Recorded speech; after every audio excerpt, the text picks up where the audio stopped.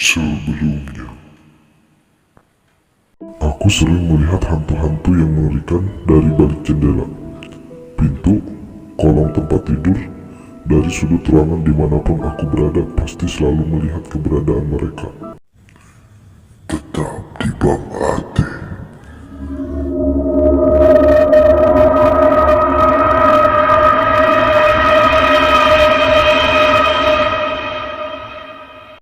Assalamualaikum teman-teman, kembali lagi dengan saya Aris.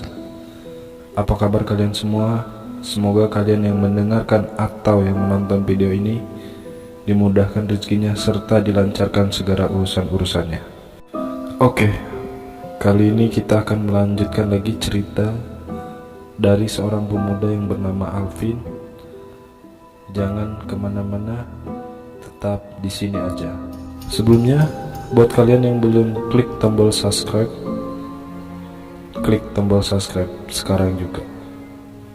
Saya hitung dari 1 sampai 10.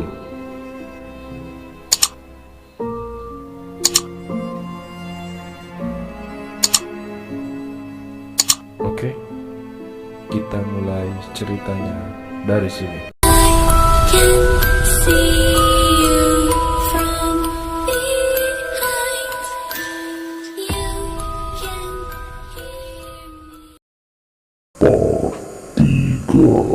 Bisa melihat hantu-hantu itu adalah pengalaman terburuk dalam hidupku. Setiap hari hanya ada ketakutan dalam hidup ini.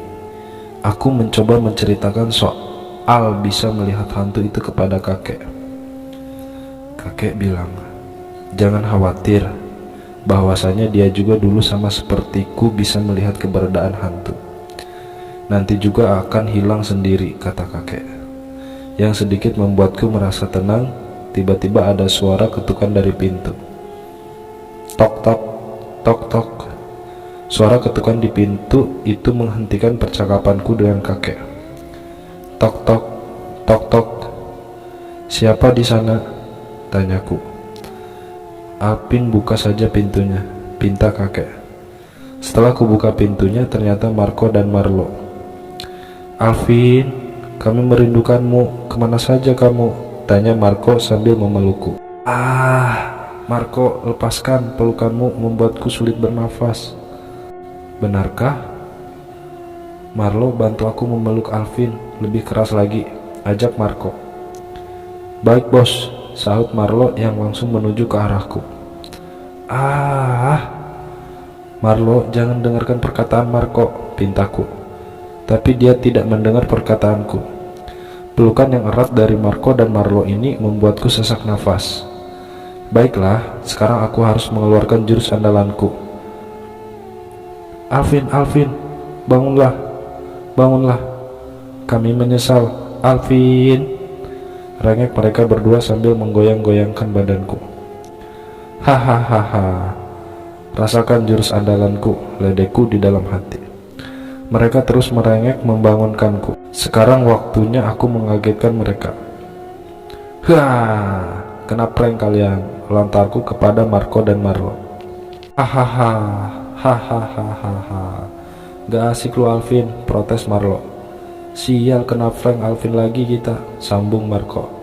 Hahaha, sudah lupakan? Ayo kita bermain petak umpet, ajakku kepada mereka. Ayo, ini yang kami tunggu, sahut Marco.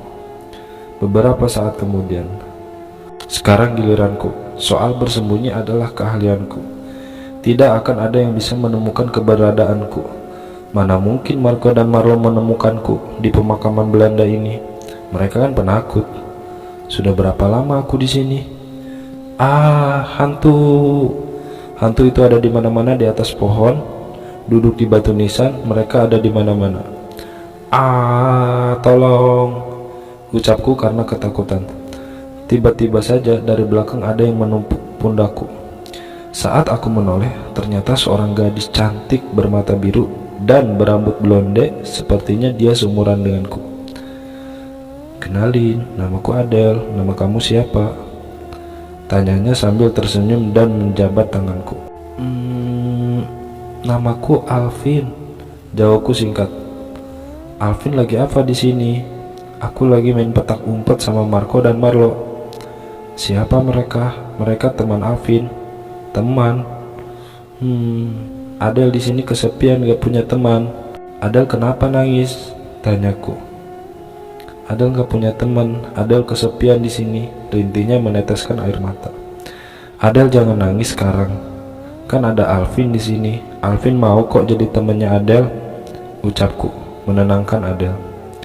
Benarkah Alvin mau jadi teman Adel? Ye, hore. Adel punya teman sekarang. Iya Adel, sekarang kita jadi teman. Yuk main petak umpet, ajakku. Ayo, sekarang Alvin yang jaga ya. Siap, Adel dengan senang hati. Sekarang kita mulai permainannya. Aku memejamkan mata dan memulai menghitung. 1, 2, 3, 4, 5, 6, 7, 8, 9, 10. Saat aku membuka mata, Adel sudah tidak ada di tempat. Lalu aku mencarinya. Adel, di mana kamu? Alvin, aku menemukan Adel. Adel. Tiba-tiba aja penglihatan ini muncul lagi. Sekarang aku bisa melihat hantu-hantu itu di mana-mana. Mengerikan, ada yang tidak mempunyai kepala, punggung berlubang, tangan dan kakinya terputus. Dan yang paling menakutkan, hantu yang berada di bawah pohon pezar itu. Wajahnya hancur sekali. Beberapa saat kemudian aku menemukan Adel yang bersembunyi di balik batu nisan. Mataku tertuju pada tulisan di batu nisan itu tertulis Rest in Peace Arabella Adel, Belanda 1910-1920.